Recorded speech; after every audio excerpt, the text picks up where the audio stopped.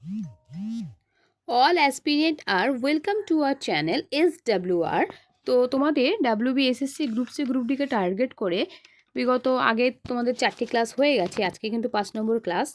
তো দেখো আগের যে 4টি ক্লাস হয়েছিল সেটা যারা দেখোনি তোমরা ইউটিউব চ্যানেলে দেখে নাও ক্লাসগুলো, এবং যারা আজকের ক্লাসের এবং আগের ক্লাসগুলোর মানে পিডিএফ চাইছো ফ্রিতে, তারা দেখো ডেসক্রিপশন বক্সে টেলিগ্রাম লিঙ্ক দেওয়া আছে, ওখানে যুক্ত হয়ে যাও। ওখানে সমস্ত রকমের ক্লাসের যে সমস্ত ক্লাস হয় সেগুলোর কিন্তু ওখানে ফ্রিতে পিডিএফ অ্যাভেলেবেল থাকে। ওকে, তো দেখো আমাদের এতদিন যে 4টে ক্লাস করেছিলাম সেখানে কি করেছিলাম, জিকে জিকে ছিল কততে, 15তে, এবং সিএ ছিল কত, 15তে, অর্থাৎ 30 হচ্ছিল, তাই তো।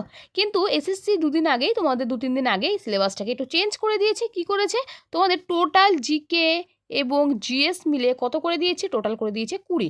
তাহলে এখন থেকে আমরা কি করব, এই 20 নাম্বারের জন্য কিন্তু জিকে জিএসটা পড়বো। ঠিক আছে, দেখো সিলেবাসটা চেঞ্জ করছি যেহেতু, তাহলে আমরা সিলেবাসে কী কী রেখেছে সেটা একটু আমরা দেখে নেবো। সিলেবাসে কী কী রেখেছে দেখো, এখানে বলছে গ্রুপ সি, তো গ্রুপ সিতে কী কী রেখেছে সিলেবাসে দেখো। টোটাল কত নম্বরের পরীক্ষা, 60 নম্বরের পরীক্ষা গ্রুপ সিতে। দেখো জেনারেল অ্যাওয়ারনেস কত নাম্বার, 20 নাম্বার। ওকে, কী কী আছে একটু দেখে নাও। সিলেবাসটা বোঝা সবার আগে জরুরি, সবার আগে জরুরি কী কী সিলেবাস। যে কোনো পরীক্ষায় যদি একবার সিলেবাসটা মাথায় ঢুকে যায় তাহলে কিন্তু পরীক্ষাটা প্রিপারেশনটা কিন্তু অনেক স্ট্রং লেভেলের হয়ে যায়। তো দেখো কি আছে, ইন্ডিয়ান হিস্ট্রি অ্যান্ড জিওগ্রাফি, যেটা আমরা প্রত্যেকটা পরীক্ষার জন্যই পড়ি, এবং knowledge of Indian constitution, knowledge of মানে তোমাদের কনস্টিটিউশন থেকে দিয়েছে। NEP of school, NEP at school level and school level education in West Bengal, অর্থাৎ এনইপি যে চালু হয়েছিল স্কুল লেভেল, মানে এনইপি যে কদিন আগে থেকে চালু হয়েছিল আমাদের, তো এই এনইপি সম্পর্কিত আমি তোমাদেরকে ক্লাস দিয়ে দেবো। এটা একটু নতুনত্ব দিয়েছে এবং এটা খুব একটা কঠিন বিষয় নয়। তোমাদের কোয়েশ্চেন যখন প্র্যাকটিস করাবো সেখানেও দিয়ে দেবো, এবং তাছাড়া আমি এনইপি নিয়ে আলাদা তোমাদের ক্লাস দিয়ে দেবো।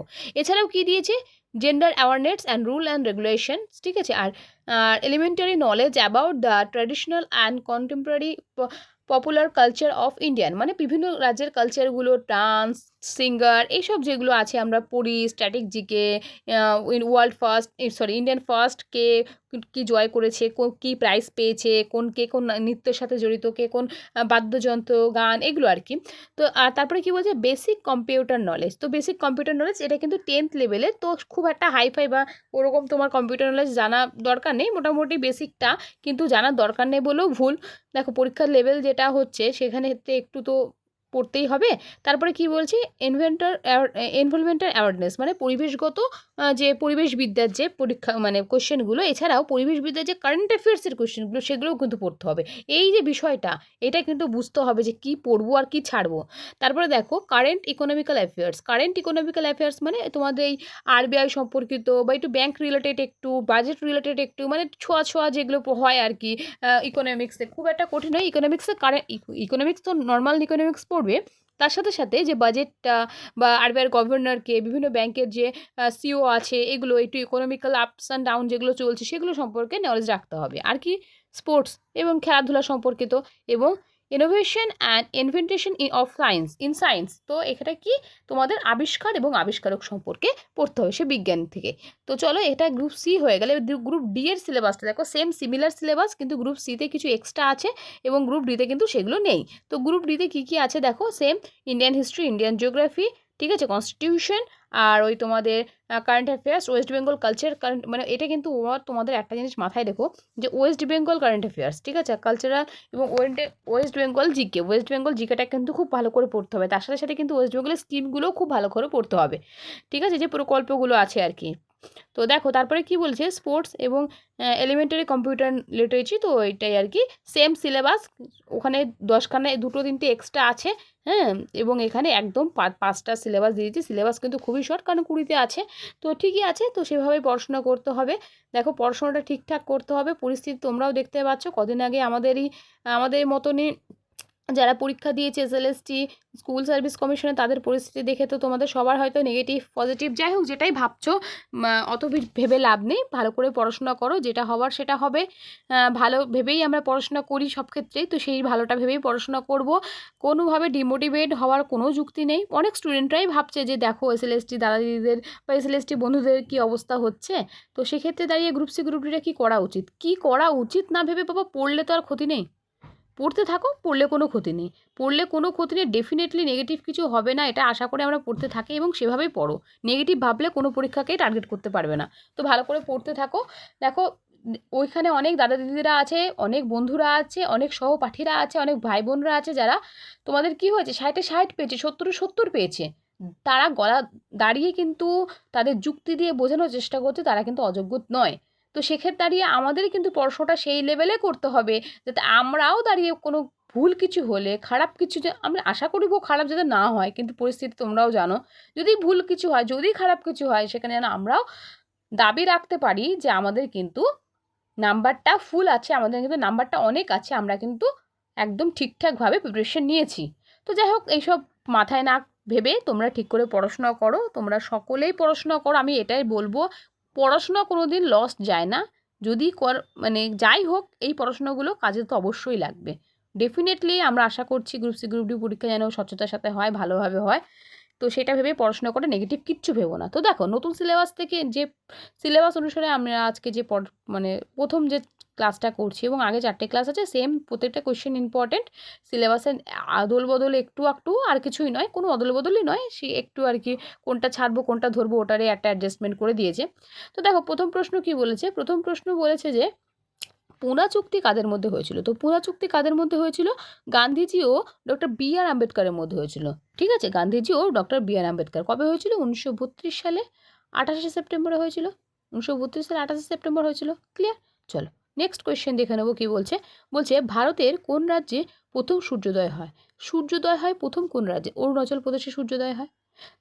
বলছে উদীয়মান সূর্যের দেশ কাকে বলা হয় বলো তো, উদীয়মান সূর্যের দেশ বলা হয় কিন্তু জাপানকে, এবং নিশীথ সূর্যের দেশ বলা হয় কাকে, নরওয়েকে কিন্তু বলা হয় নিশীথ সূর্যের দেশ। ক্লিয়ার। চলো এই তাহলে উদীয়মান সূর্যের দেশ কোনটা হলো, বা সূর্যোদয় প্রথম কোথায় হয়, তোমাদের কিন্তু হচ্ছে সেটা অরুণাচল প্রদেশ। নেক্সট কোয়েশ্চেন দেখে নিই। বলছে দিলওয়ারা মন্দির কোথায় অবস্থিত। দিলওয়ারা মন্দির কোথায় অবস্থিত, এটা কিন্তু আমাদের না মাউন্ট আবুতে অবস্থিত দিলওয়ারা মন্দির। চলো নেক্সট কোয়েশ্চেন দেখো, বলছে কোন অঞ্চলটি ভূত্বক ও গুরুমণ্ডলকে পৃথক করছে। দেখো আমাদের যে ভূপৃষ্ঠের গঠন, যেটা পৃথিবীর যে গঠন, সেটা যদি এরকমভাবে কাটা যায় তাহলে দেখা যাচ্ছে যে তোমাদের গঠনগুলো কেমনভাবে আছে, এরকম স্তরে স্তরে বিভক্ত আছে, কেন্দ্রমণ্ডল, কেন্দ্রমণ্ডল, ঠিক আছে, গুরুমণ্ডল, ঠিক আছে, এবং তারপরে কি আছে ভূত্বক, তাই তো।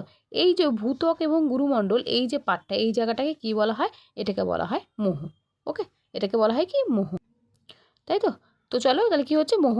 নেক্সট কোয়েশ্চেন দেখো কি বলছে রন্টজেন আবিষ্কার করেন, কি আবিষ্কার করেছেন রন্টজেন, রন্টজেন কিন্তু আবিষ্কার করেছেন তোমাদের এক্স রে কিন্তু আবিষ্কার করেছেন রন্টজেন, তাই তো। চলো নেক্সট কোয়েশ্চেন দেখো, বলছে ভারতের কৃষিক্ষেত্রে কোন ধরনের বেকারত্ব পাওয়া গেছে আর কি, কৃষিক্ষেত্রে কোন ধরনের বেকারত্ব পাওয়া যায়, এটা কিন্তু আমাদের ছদ্মবেশী বেকারত্ব দেখা হয়। ঠিক আছে, মানে এদের ছদ্মবেশী বেকার মানে এদের কাজ করার ইচ্ছা আছে, কিন্তু মানে অবশ্যই মানে ছদ্মবেশী মানে সময়ের সাথে সাথে এরা কিন্তু সে বেকারত্বটা ফিল করে। ঠিক আছে, মানে সেটাতে কাজটা থাকে না, এবং এটা কিন্তু ঋতু বৈচিত্র্য মানে বেকারত্ব, এটাও কিন্তু একটা সিমিলারই বলতে পারো, প্রায় সিমিলারই বলতে পারো। ঠিক আছে, ছদ্মবেশী। এবং দেখো নেক্সট কোয়েশ্চেন কি বলছে কি যে দাচিগ্রাম জাতীয় উদ্যান কোথায় অবস্থিত। দাচিগ্রাম জাতীয় উদ্যান কোথায় অবস্থিত, এটা কিন্তু আমাদের জম্মু কাশ্মীরে অবস্থিত দাচিগ্রাম জাতীয় উদ্যান। নেক্সট কোয়েশ্চেন কি বলেছে দেখো, বলছে 2028 অলিম্পিক গেমস কোথায় হবে। তো দেখো অলিম্পিক গেমস থেকে কিন্তু যেহেতু স্পোর্টসটাকে ওরা খুব ইম্পর্টেন্স দিয়েছে দেখলাম দুটোতেই, গ্রুপ সি গ্রুপ ডি, তাহলে মানে স্পোর্টস রিলেটেড যত কারেন্ট অ্যাফেয়ার্স আছে সব কিন্তু তোমাদেরকে পড়তে হবে, এবং বিগত যে স্পোর্টস রিলেটেড যে জিকেগুলো আছে মানে ট্র্যাডিশনাল জিকে, সেগুলোও কিন্তু তোমাদেরকে প্রচুরভাবে ধ্যান দিতে হবে। তো দেখো আজকের যে প্রশ্ন সেটা উত্তরটা কি হচ্ছে তোমাদের, তো হচ্ছে লস অ্যাঞ্জেলে কিন্তু 2028 অলিম্পিক গেমসটা হবে, তাই তো। চলো নেক্সট কোয়েশ্চেন কি বলছে ভারতরত্ন প্রাপক প্রথম ভারতীয় হলেন কে। তো প্রথম ভারতীয় কে ছিলেন, সিভি রামন কিন্তু, হ্যাঁ প্রথম ভারতীয়, তিনি কী করেছিলেন, রামন এফেক্ট ইনভেন্ট করেছিলেন, তাই তো। চলো নেক্সট কোয়েশ্চেন দেখো কি বলেছিল, এবং উনি কত সালে পেয়েছে বলো তো, কমেন্ট করো তো কত সালে পেয়েছে, কত সালে পেয়েছিলেন সিভি রামন ভারতরত্ন অ্যাওয়ার্ড পেয়েছিলেন কত সালে। চলো 2025 বিজয় হাজারা ট্রফি জিতেছেন কোন রাজ্য।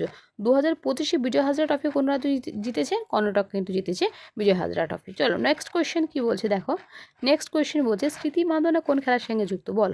বলো স্মৃতি মান্ধানা কোন খেলার সঙ্গে যুক্ত? কদিন আগে থেকে মানে একদম পপুলার ক্রিকেট খেলোয়াড়, ঠিক আছে, ওয়ার্ল্ড ওম্যান চ্যাম্পিয়নশিপে যে তোমাদের খেলা হলো ক্রিকেট খেলা, সেখানে কিন্তু স্মৃতি মান্ধানা একদম গুরুত্বপূর্ণ খেলোয়াড়, ঠিক আছে, ক্রিকেট খেলোয়াড় তাহলে উনি, তাই তো? চলো নেক্সট কোয়েশ্চেন দেখো। নেক্সট কোয়েশ্চেন কী বলেছে, বলছে দক্ষিণ ভারতে এই বছর কিন্তু স্মৃতি মান্ধানা একটা গুরুত্বপূর্ণ ক্যারেক্টার, কোথায় মানে কোন রাজ্যে বসবাসকারী এবং এখনও পর্যন্ত কতগুলো খেলোয়াড় খেলা খেলেছে, ঠিক আছে, এইগুলো সমস্ত কিন্তু তোমরা একটু দেখে নেবে। স্মৃতি মান্ধানা কিন্তু মানে এইবারের কারেন্ট অ্যাফেয়ার্সের স্পোর্টস রিলেটেড একটা মানে গুরুত্বপূর্ণ একটা পার্সোনাল ক্যারেক্টার, ঠিক আছে, মানে পার্সন ক্যারেক্টার, ঠিক আছে। চলো নেক্সট কোয়েশ্চেন দেখো কি বলছে, দক্ষিণ ভারতে শস্য ভাণ্ডার কাকে বলা হয়? তো দক্ষিণ ভারতের শস্য ভাণ্ডার কাকে বলা হয়? তাঞ্জাভুরকে কিন্তু দক্ষিণ ভারতের শস্য ভাণ্ডার বলা হয়। নেক্সট কোয়েশ্চেন কি দেখো, নেক্সট কোয়েশ্চেন বলছে অর্থ বিল উপস্থাপন করা হয় কোথায়? তো অর্থ বিল কোথায় উপস্থাপন করা হয়? অর্থ বিল কিন্তু লোকসভায় উপস্থাপন করা হয়, তাই তো? লোকসভায় একমাত্র অর্থ বিল উপস্থাপিত হয়। নেক্সট কোয়েশ্চেন দেখো, বলছে সংবিধান কবে গৃহীত হয়েছিল? তো সংবিধান কবে গৃহীত হয়েছিল বলো? সংবিধান কবে গৃহীত হয়েছে? 26শে নভেম্বর 1949 সালে কিন্তু সংবিধান গৃহীত হয়েছিল। তোমরা আমাকে কমেন্ট করো সংবিধান কবে কার্যকরী হয়েছিল, ঠিক আছে। চলো নেক্সট কোয়েশ্চেন দেখো কি বলছে, বলছে কন্ট্রোল ভি শর্টকাট কী কাজ? মানে কন্ট্রোল ভিতে দিয়ে কী কাজ করা হয়? দেখো কন্ট্রোল ভিতে কী কাজ করা হয়, কন্ট্রোল ভিতে আমরা যেই কম্পিউটারে যেগুলো পেস্ট করি, ঠিক আছে, যেগুলোকে পেস্ট করছি সেগুলোকেই, মানে কোনো একটা লেখাকে পেস্ট করলাম ফাইলকে, এবং সেই ফাইলকেই কিন্তু অন্য জায়গায় কোনো একটা ফাইলকে কপি করলাম, সেটা কিন্তু অন্য জায়গায় পেস্ট করার জন্য শর্টকাট ফর্ম কিন্তু কন্ট্রোল ভি শর্টকাট কাজ করা হয়। কন্ট্রোল সি দিয়ে পেস্ট করা হয় এবং কন্ট্রোল ভি দিয়ে কন্ট্রোল সি দিয়ে কপি করা হয় এবং কন্ট্রোল ভি দিয়ে সেটা কিন্তু পেস্ট করা হয়। ক্লিয়ার? কন্ট্রোল সি দিয়ে কপি করা হয় এবং কন্ট্রোল ভি দিয়ে সেই কপিগুলোকে পেস্ট করা হয়, তাই তো? তাহলে কি কোনটা হচ্ছে? কপি করা টেক্সট ফাইলগুলোকে পেস্ট করা কাজ করা হয় কি দিয়ে? কন্ট্রোল ভি দিয়ে। ওকে, চলো নেক্সট কোয়েশ্চেন দেখো কি বলছে, বলছে বৃহত্তম চিড়িয়াখানা পশ্চিমবঙ্গের কোন জেলা অবস্থিত? তো পশ্চিমবঙ্গের কোন জেলায় বৃহত্তম চিড়িয়াখানাটি অবস্থিত? এটা কিন্তু তোমাদের আলিপুরদুয়ারে অবস্থিত, তাই তো? চলো নেক্সট কোয়েশ্চেন কি বলছে দেখো। নেক্সট কোয়েশ্চেন বলছে 2024-এ ব্যাংকিং লস বিল লোকসভায় কে পেশ করেছিলেন? তো ব্যাংকিং লস বিল লোকসভায় কে পেশ করেছেন? নির্মলা সীতারামন কিন্তু ব্যাংকিং লস বিল পেশ করেছেন 2024-এ লোকসভায়। ওকে, চলো নেক্সট কোয়েশ্চেন কি বলছে দেখো, বলছে নকরেক, আচ্ছা নকরেক বায়োস্ফিয়ার রিজার্ভ কোথায় অবস্থিত? তো নকরেক বায়োস্ফিয়ার রিজার্ভ তোমাদের কোথায় অবস্থিত বলো তো? এটা কিন্তু তোমাদের মেঘালয়তে অবস্থিত। কোথায় অবস্থিত? মেঘালয়তে অবস্থিত, তাই তো? নেক্সট কোয়েশ্চেন দেখো কি বলছে, বলছে হরিপ্রসাদ চৌরাশিয়া কোন বাদ্যযন্ত্রের সাথে যুক্ত? তো কোন বাদ্যযন্ত্রের সাথে যুক্ত তিনি কিন্তু বাঁশির সাথে যুক্ত, তিনি বাঁশির সাথে যুক্ত। ওকে, চলো নেক্সট কোয়েশ্চেন দেখো কি বলছে, বলছে 2025 সালে ইউএস ওপেন মহিলা সিঙ্গেল চ্যাম্পিয়নশিপ কে জিতেছেন? তো ইনি কে জিতেছেন দেখো, ইনি কিন্তু জিতেছেন কে? আরিনা সাবলঙ্কা কিন্তু জিতেছেন 2025-এ ইউএস ওপেন মহিলা সিঙ্গেল চ্যাম্পিয়নশিপ, তাই তো? আজকে তোমাদের 20টা কোয়েশ্চেন করালাম নতুন সিলেবাস অনুসারে, এবং তোমাদেরকে এই সিলেবাসটা সম্পর্কেও একটু দেখিয়ে দিলাম যে সিলেবাসটা কী কী আছে, ঠিক আছে? তো তোমরা বুঝে গেছো এই সিলেবাসটা এখন আশা করি সবার কাছে অ্যাভেলেবেল আছে, তারা গ্রুপে আছো, তাদের কাছে তো অনেক আগে থেকে অ্যাভেলেবেল ছিল, তবু ক্লাস করার আগে একবার দেখিয়ে নেওয়াটা ভালো। এবং তোমরা এক জায়গায় সিলেবাসটা লেখো, লিখে প্রতিদিন ক্লাস করতে থাকো, নিজেরা পড়তে থাকো, সিলেবাস অনুসারে এগোতে থাকো, দেখো ডেফিনেটলি একটা ভালো প্রিপারেশন হবে এবং একটা ভালো জায়গায় গিয়ে পৌঁছতে পারবো। তো মন দিয়ে পড়াশোনা করো এবং ভালো থাকো, সুস্থ থাকো। দেখা হচ্ছে নেক্সট ক্লাসে, কি নেক্সট দিন থেকে কিন্তু আমরা 40টা করে কোয়েশ্চেন সলভ করবো, কেমন? চলো।